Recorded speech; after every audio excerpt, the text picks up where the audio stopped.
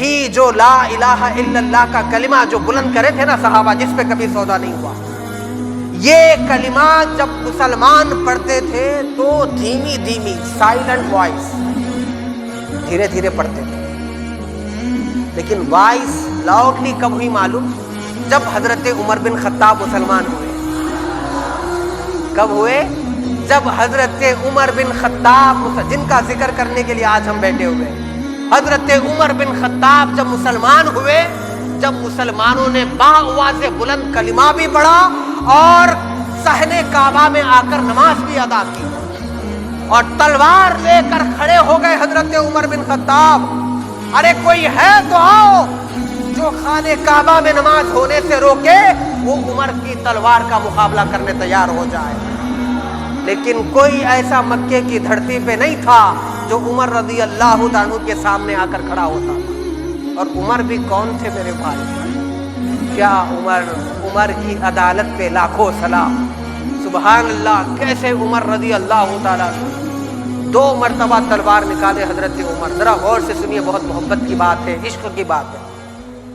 ایک بار تلوار نکالے، غیظ و غضب میں ہے، چہرہ لال ہو گیا ہے، بہادر تھے، جوان تھے، خوبصورت تھے، دلیر تھے، سفیر تھے، شاعر تھے، جنگجو تھے، پہلوان تھے، تیز دھار تلوار لٹکا کر اپنے میان سے نکال کر جا رہے تھے۔ کسی نے پوچھا، اے عمر کدھر کی سواری ہے، کہاں جا رہے ہو؟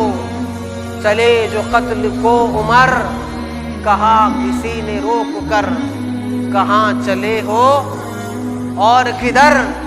ذرا بہن کی لو خبر، فدا ہے وہ رسول پر، ذرا بہن کی لو خبر، فدا ہے وہ رسول پر۔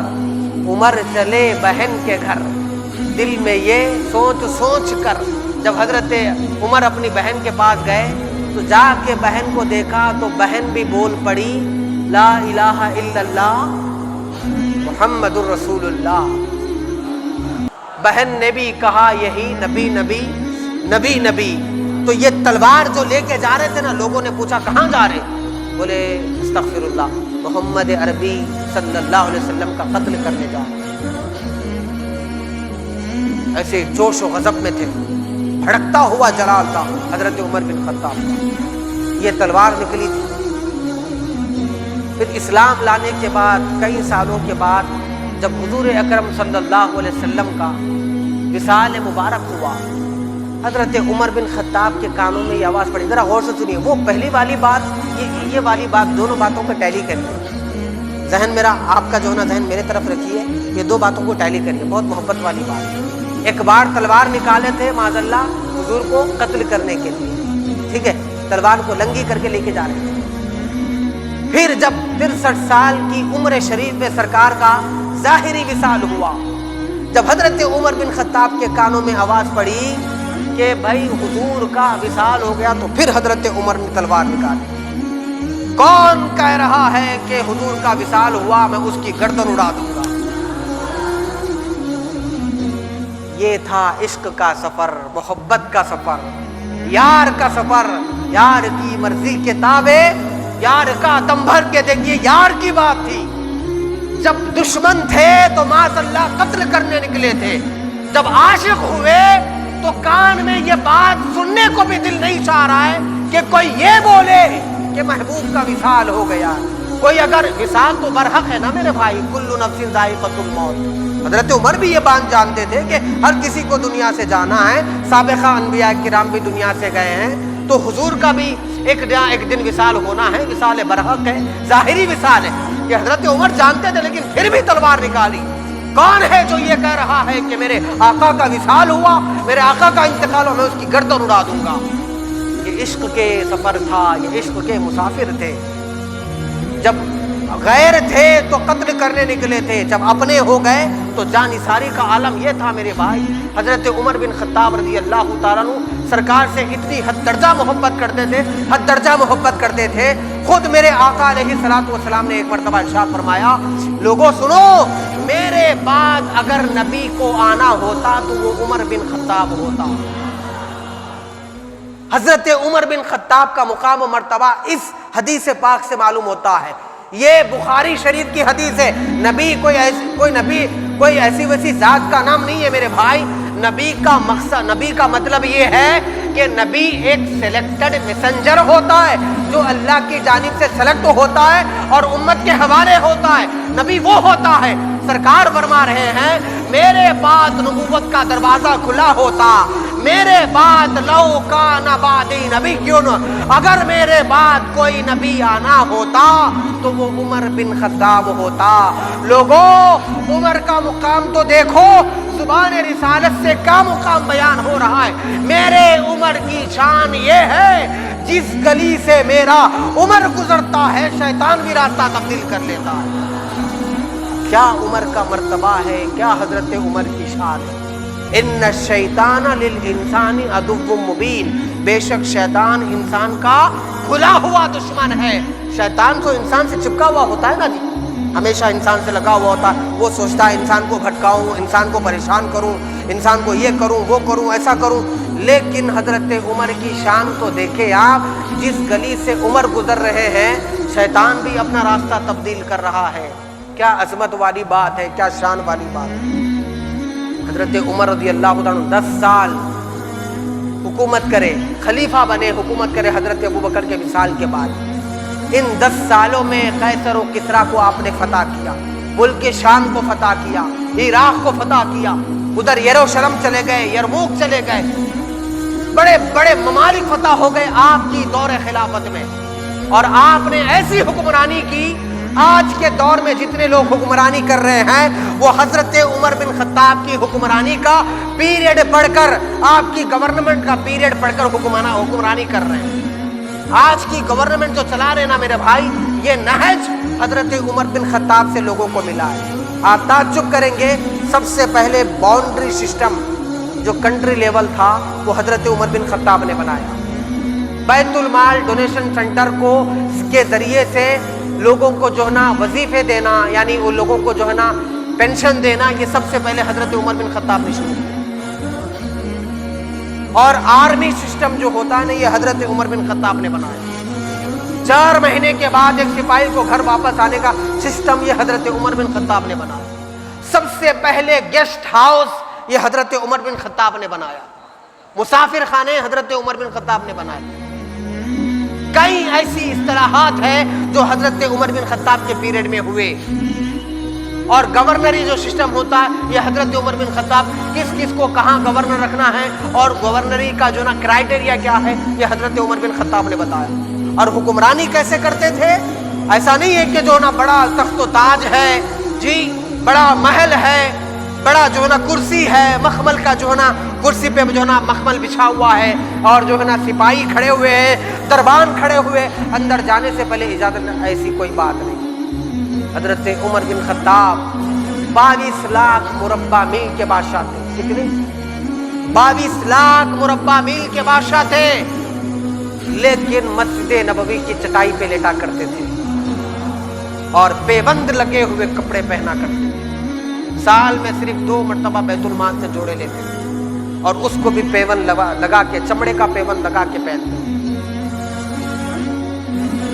لوگ جب دوسرے کنٹریز کے سفیر ایگزیکٹوز جب ملنے آتے تھے مدینے میں تو لوگوں سے پوچھتے تھے کہ تمہارے بادشاہ، تمہارے خلیفہ کا محل کہاں ہے، ایسا پوچھتے تھے. کیونکہ دوسرے کنٹریوں میں بادشاہوں کے محل ہوتے نا میرے بھائی، ان کے محل ہوتے، ان کا باضابطہ دربان ہوتے، ان کی جو نا پروٹوکول ہوتا ہے، ان کی سیکیورٹیز ہوتے ہیں، انٹیلیجنس ہوتی ہے ان کا باضابطہ. لیکن حضرت عمر کا ایسا کچھ نہیں تھا. وہ سادے سیدھے لباس میں اللہ کی یاد میں، حضور کے عشق میں مسجد نبوی میں بیٹھے ہوتے اور حضور کی سنت کے پیروں جو ہے نا پورا مجسم تھے، اوپر سے نیچے تک سراپا مجسم تھے حضور کی سنتوں کا. تو لوگ آ کے پوچھتے تھے کہ تمہارے بادشاہ کا، تمہارے خلیفہ کا محل کہاں؟ بولے ہمارے خلیفہ کا تو کوئی محل نہیں ہے. پھر ملاقات کرنا ہے تو کہاں کرنا؟ دیکھو ہمارا خلیفہ اگر تم کو ملے گا یا تو مسجد نبوی میں ملے گا، یا تو بیت المال میں ملے گا، یا پھر بیت المال کے اونٹوں کی جگہ پہ تم کو ملے گا. یہاں کہیں جا کے ڈھونڈ لو، ہمارا خلیفہ تم کو مل جائے گا. 22 لاکھ مربع میل کا بادشاہ ہے. صبح شام جو ہے نا ملک فتح ہو رہے ہیں، سونے کے انبار آ رہے ہیں. جی خوشبوئیں آ رہی ہیں، عطر آ رہے ہیں، ریشم آ رہا ہے مدینے کو. جہاں جہاں فتح کرتے تھے وہاں سے مال غنیمت ملتا تھا نا جی. بڑا ڈھیر سارا مال ادھر سے آ رہا ہے ادھر سے چاروں طرف سے مدینے کو مال آ رہا تھا. لیکن حضرت عمر بن خطاب وہی پیوند لگے کپڑوں میں حکمرانی کر رہے تھے میرے بھائی. لوگ پوچھیں گے کہاں ملیں گے؟ کہا گھوڑوں کے استبل میں ملیں گے، جا کے دیکھو. تو سفیر گئے مسجد نبوی میں حضرت عمر سے ملاقات کے لیے، آپ کو نہیں پایا. پھر بیت المال میں گئے، آپ کو نہیں پایا. پھر استبل میں گئے، وہاں بھی آپ کو نہیں پایا. پھر ڈھونڈتے ڈھونڈتے جو ہے نا جنت البقیع میں گئے، وہاں کیکر کا جھاڑ تھا، اس کے نیچے ایک اینٹ رکھی ہوئی تھی، کچی اینٹ. اس اینٹ پہ اپنا سر رکھ کر آرام کر رہے تھے. وہ سفیر جو بہت ملکوں کا سفر طے کر کے آیا تھا، عمر بن خطاب کی نیند کو دیکھ کر کہا، اے عمر، تو نے دنیا میں عدل و انصاف کو قائم کیا ہے، اس لیے تجھے کچی اینٹ پر بھی نیند آ گئی ہے. لیکن بڑے بڑے ایسے بادشاہ ہیں جو ظلم سے جو ہے نا حکومت کرتے ہیں، ان کو محلوں کے اندر بھی نیند نہیں آ رہی ہے، بند کمروں کے اندر بھی نیند نہیں آ رہی ہے. ایسی عدل و انصاف کے حکمران بے تاج بادشاہ عمر بن خطاب رضی اللہ تعالیٰ زمین پر اپنا عصا مارتے تھے. ایک بار زمین پہ زلزلہ آ رہا تھا، اپنا عصا مارا، مار کے کہا، اے زمین تھم جا. کیا عمر نے کبھی تجھ پر ظلم کیا ہے؟ کوئی فساد ہوتا ہوا دیکھ کر خاموش ہوا ہے؟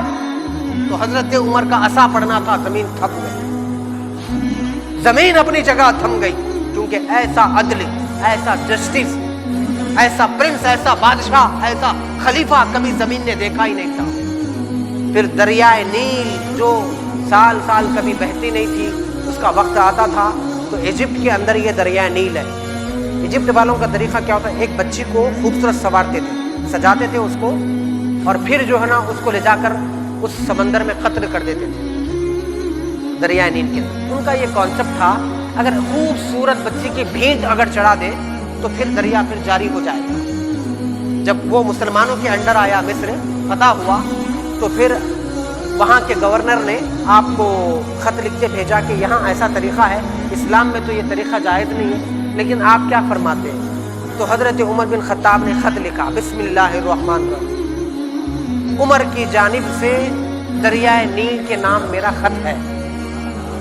اے سن اے دریائے نیل. آپ لکھ رہے ہیں، کون؟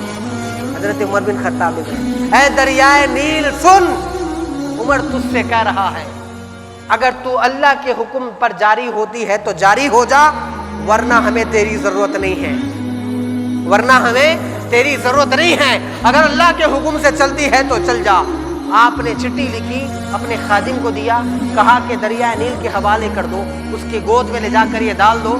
وہ چٹھی لے جا کر جب دریائے نیل کے اندر ڈالی گئی تو جیسے خط دریائے نیل کی زمین پہ پڑنا تھا، دریا بہنا شروع ہو گیا. اور لوگوں سنو، بڑی محبت کی بات یہ ہے، وہ دریائے نیل ایسا بہا، 1400 سال کی صدیاں گزر گئی، آج بھی دریائے نیل جاری ہے، آج تک اس کا پانی سوکھا ہی نہیں ہے. کیا حکمرانی تھی حضرت عمر بن خطاب، دریاؤں پر بھی آپ کا حکم چلتا تھا. کمبل اوڑے رات میں پھرتے تھے، گشت لگاتے تھے کہ کوئی بھوکا تو نہیں سو رہا ہے عمر کی حکومت کے درمیان. اللہ مجھ سے پوچھے گا، عمر میں نے تجھے خلیفہ بنایا تھا، فلاں گھر میں چولہا نہیں سلگ رہا تھا، تم نے دیکھا نہیں، تو عمر کیا جواب دے گا؟ ایک مرتبہ بیٹھ کر بچوں کی طرح رو رہے تھے، بلک رہے تھے. کسی نے آ کر پوچھا، خلیفۃ المسلمین ہو، 22 لاکھ مربع میل کے خلیفہ ہو، اور ایسے کیوں رو رہے ہو؟ عمر بن خطاب نے کہا، وہ وہاں جو برج جا رہا ہے، جو پل جا رہا ہے، وہ پل کے اندر تھوڑی سی کمی آ گئی، خرابی آ گئی، تو وہاں سے بکریوں کا ریوڑ گزر رہا تھا، اس ریوڑ میں سے ایک بکری کی ٹانگ اس پل کے اندر اٹک کے ٹوٹ گئی. میں یہ ڈر کے رو رہا ہوں کہیں اللہ عمر کو پوچھے، عمر ہم نے تجھے خلیفہ بنایا تھا، تم نے پل صحیح نہیں کروائے تو ایک بکری کے پاؤں ٹوٹ گیا، تم اس کا جواب کیسے دو گے؟ تو عمر کیا جواب دے گا؟ اس خوف سے میں رو رہا ہوں. اللہ اکبر کبیرہ. یہ حکمرانی تھی میرے بھائی. آج کی حکمرانی یہ ہے، 4 سال میں ایک مرتبہ ووٹ مانگنے آ گئے، وہ مین ہول کا ڈھکن کھلا ہوا رہتا تو اتنا کھلا ہوا رہتا، اس میں جب تک کوئی غریب کا بچہ گر کے مر نہیں جاتا نا، جب تک وہ ڈھکن بند نہیں ہوتا. پھر بچہ مر بھی گیا تو اس پہ بھی آ کے سیاست ہوتی، ارے ایسا گر گیا، مر گیا، ایسا خراب ہو گیا تھا، انہوں آ کے پین سے پیسے سینکشن کر دے، وہاں بھی 4 فوٹو اتر کے چلے جاتے۔ کوئی مرے تو پیسے ملتے، زندہ رہے تو کوئی بھی پیسے نہیں دیتے۔ دورہ بھی کوئی مرے تو ہوتا، زندہ رہے تو کوئی بھی نہیں کرتے میرے بھائی۔ تو یہ تھی حضرت عمر بن خطاب رضی اللہ تعالیٰ عنہ کی حکمرانی۔ اور آپ ایک مرتبہ کیا کریں، مدینہ کی گلیوں میں گشت لگا رہے تھے۔ گشت لگاتے لگاتے آپ نے دیکھا کہ ایک گھر سے ایک خاتون کی رونے کی آواز آ رہی ہے۔ آپ نے پوچھا کہ خاتون کیوں رو رہی ہے؟ کہہ رہے عمر کی جان کو رو رہی ہوں۔ بولے کیا کیا ہے عمر نے تمہارے ساتھ؟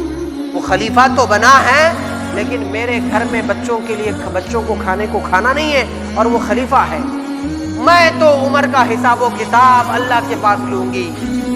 حضرت عمر بن خطاب جیسے ہی اس کی بات سنے دوڑے دوڑے اپنے گھر گئے، تھوڑا سا جو ہے نا وہاں سے آٹا اٹھایا، گھی اٹھایا، بوری میں ڈالا اس کو، پھر وہاں سے بوری میں ڈالا اور لے کر آئے، لا کر جو ہے نا اس خاتون کے حوالے کیا۔ اور معلوم ہے بڑی دلچسپ بات کیا ہے، وہ جب خاتون کے حوالے کیا، چولہے پہ جب روٹی پک رہی تھی تو چولہے میں آگ نہیں بھڑک رہی تھی، تو حضرت عمر جھک جھک کے اس کے اندر پھونک مار رہے تھے۔ پھر جو پھونک ماری، آگ بھڑکی، روٹی پکی، اس روٹی کے ٹکڑے کو توڑ کر بچوں کے منہ میں رکھ کر کہا کہ جو ہے نا تم کو عمر نے رلایا ہے تو عمر بھی تم کو خوش کرے گا، یہ میری ہاتھ سے روٹی کھا لو۔ بچے کھا کے روٹی کھا لیے۔ جب سکم شیر ہو گئے تو حضرت عمر جاتے جاتے کہنے لگے کہ دیکھو بی بی، اللہ کے سامنے عمر کی شکایت مت کرو، وہ بھی تو انسان ہے، دور دراز سے لوگ اس کے پاس آتے ہیں، اس کی بھی مصروفیات ہے، عمر کے سامنے جو ہے نا اللہ کے سامنے عمر کی شکایت نہ کرو۔ تو وہ خاتون کہنے لگی کہ تم کون ہو جو عمر کی طرفداری کر رہے ہو؟ تو حضرت عمر بن خطاب نے کہا مجھے کو عمر بن خطاب کہتے ہیں۔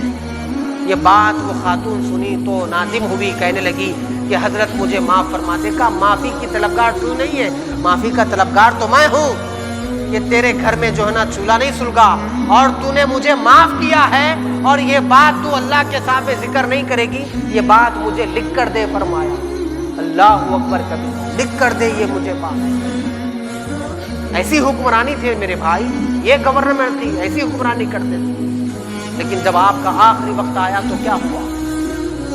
مسجد میں آپ نماز پڑھ رہے تھے، ایک دشمن ابو لولو فیروز اس کا نام تھا، وہ صف میں کھڑا ہوا تھا، مجوسی تھا، بدبخت تھا، اس نے زہریلی خنجر نکال کر آپ کے اوپر وار کیا، اور ایسا وار کیا آپ کے اوپر کہ آپ زخمی ہو گئے، اتنے زخمی ہو گئے کہ خون جاری شروع ہو گئے۔ پھر فرسٹ محرم الحرام، 1 محرم الحرام کو آپ جامع شہادت نوش فرمائے، انا للہ و انا الیہ راجعون۔ اپنے شہادت سے پہلے اپنے بیٹے کو بلا کر کہا اماں عائشہ سے جا کر پوچھو کہ محبوب کے قدموں میں دفن ہونا چاہتا ہوں، اگر آپ کی اجازت ہو تو مجھے وہاں دفن کر دے۔ تو جا کے یہ نہیں پوچھنا خلیفہ آپ سے اجازت مانگ رہا ہے، خلیفہ کہو گے تو شاید وہ اجازت دے دے، خلیفہ نہیں بولنا، بولنا عمر بن خطاب آپ سے اجازت مانگ رہا ہے۔ تو آپ کے بیٹے حضرت عبداللہ حضرت عائشہ کے پاس گئے، کہنے لگے اماں عمر بن خطاب آپ سے یہ اجازت طلب کر رہے ہیں کہ وہ سرکار کے قدموں میں دفن ہونا چاہتے ہیں۔ اماں عائشہ نے کہا کہ وہ جگہ تو میں اپنے لیے رکھی تھی کہ میں اپنے بابا اپنے شوہر کے پاس دفن ہو جاؤں، لیکن میں اپنے پر عمر کو ترجیح دیتی ہوں، وہ جگہ میں عمر کے حوالے کر دیتی ہوں۔ تو وہ حضرت عبداللہ واپس آئے، واپس آ کر حضرت عمر سے کہنے لگے بابا آپ کو تو سرکار کے قدموں میں جگہ مل گئی ہے۔ پھر بھی حضرت عمر نے پلٹا کے جواب دیا سنو میرے بیٹے، میں زندہ ہوں، میری حیا کے خاطر اماں عائشہ نے جواب دیا ہوگا، جگہ دی ہوگی، ایسا کرنا جب میرا وصال ہو جائے، جب میں دنیا سے گزر جاؤں تب پھر جا کے پوچھنا، میرا جنازہ رکھ کر جا کر اماں عائشہ سے پوچھنا کہ تدفین کرنے کی اجازت ہے کہ نہیں ہے۔ پھر آپ کا وصال ہوا، آپ شہید ہوئے، پھر جا کر اماں عائشہ سے پوچھا گیا تو آپ نے اجازت دی، سرکار کے قدموں میں حضرت عمر بن خطاب رضی اللہ تعالیٰ عنہ کو دفن کیا گیا۔ اور سرکار ہمیشہ یہ کہتے تھے میں अबू बकर व उमर दाखिल हुए, मैं अबू बकर व उमर वहाँ गए, मैं अबू बकर व उमर जंग में गए, मैं अबू बकर व उमर हिजरत करे, मैं अबू बकर निकले, मैं अबू बकर व उमर दाखिल हुए। इस तरह सरकार हमेशा अपने नाम के साथ दोनों खुलफा का जिक्र करते थे और ये मेरे वजीर है कहते थे, बार बार अपने नाम के साथ अपने दो सहाबा का जिक्र करते थे और आज भी सरकार के साथ ही आराम कर रहे हैं। तो हदीस मुबारक में आता है सरकार जब मैदान महशर में उठेंगे तो आपके साथ अबू बकर भी होंगे और हजरत उमर भी होंगे और जन्नत में हजरत उमर रज़ी अल्लाह ताला अन्हु के लिए एक मोती का महल बनाया गया। सरकार ने पूछा ये किसका महल है? तो फरिश्तों ने कहा या रसूल अल्लाह ये आपके गुलाम उमर बिन खत्ताब का महल है। वो शान है हजरत उमर बिन खत्ताब रज़ियल्लाहु खलीफा दुव्वम है, फारूक आज़म है। तो ऐसे सहाबा का जिक्र और हजरत इमाम हसन बसरी रहमतुल्लाह अलैह कहते हैं कि तुम अपने मजालिस को उमर बिन खत्ताब के जिक्र से जीनत दो, यानी उमर बिन खत्ताब का तज़किरा बार बार करो, लोगों के सामने बताओ। मैं आपको ये कहना चाहता हूँ कि जब आप हजरत उमर बिन खत्ताब की हिस्ट्री पढ़ेंगे, आपकी ज़िंदगी पढ़ेंगे तो आपको मालूम होगा हुक्मरानी किसे कहते हैं, अदालत किसे कहते हैं, इंसाफ किसे कहते हैं, भाईचारगी किसे कहते हैं, अदल व इंसाफ कायम करना किसे कहते हैं, मोहब्बत किसे कहते हैं, ये आपको मालूम होगा। लिहाजा फर्स्ट मुहर्रम के दिन अपने अपने घरों में उमर बिन खत्ताब रज़ी अल्लाह तआला अन्हु का जिक्र खैर करे, फातिहा खानी करे, शीरनी तकसीम करे, फिर हमारा साल की शुरुआत होगी। और ज़रा गौर करिए, जब साल हमारा ख़त्म हो रहा था ज़ुल्हज्जा का महीना, तो हज़रत इस्माइल की क़ुरबानी थी। साल हमारा शुरू हो रहा है तो हज़रत उमर बिन खत्ताब की क़ुरबानी है, फिर हज़रत इमाम हुसैन की क़ुरबानी है। पैगाम क्या है? साल ख़त्म भी होता है तो शहादत और क़ुरबानी पे ख़त्म होता है, साल शुरू होता है तो भी क़ुरबानी पे शुरू होता है। अल्लाह के दीन के लिए जान माल तन मन धन सब कुछ लुटाने से शुरू होता है। तो हमारा नया साल 31 दिसंबर की 12:01 पर जो जनवरी का होता है, वो जनवरी का हमारा फर्स्ट दिन नहीं है, पहला साल नहीं है। हमारा पहला साल पहला मुहर्रमुल हराम है।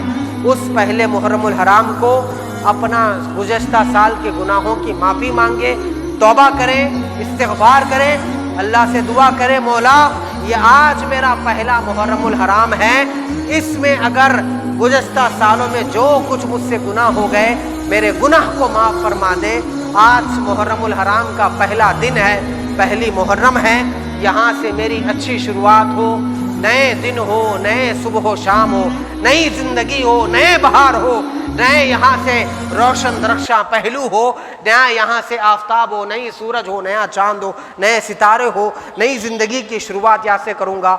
इस तरह कहकर अपना नया स्केड्यूल बनाए, नया जो है ना अपना एक नहज बनाए, मनहज बनाए, नई ज़िंदगी की यहाँ से शुरुआत करें। अपने साबिक़ा गुनाहों को जो है ना अल्लाह की बारगाह में हुजूर पेश होकर माफ़ी मांगे।